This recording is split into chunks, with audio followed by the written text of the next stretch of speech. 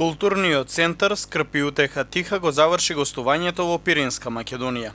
Пред воодушевената и многобројна публика во Кремен и Новолески, театарот Скрп и утеха ја одигра својата представа Джамалари Дионис по текст на Тихомир Стојановски, а во режија на Страшко Милошевски.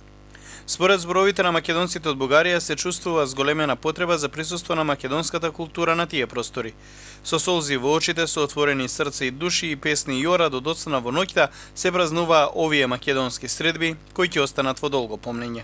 Екипа на ТВ Сонце и продукцијата Дион сними документарен материјал од настанот кој ќе се пресоздаде во документарни филмови. Може би е време нашиот сосед да созре и да овозможи културна автономија на македонците од Пиринско.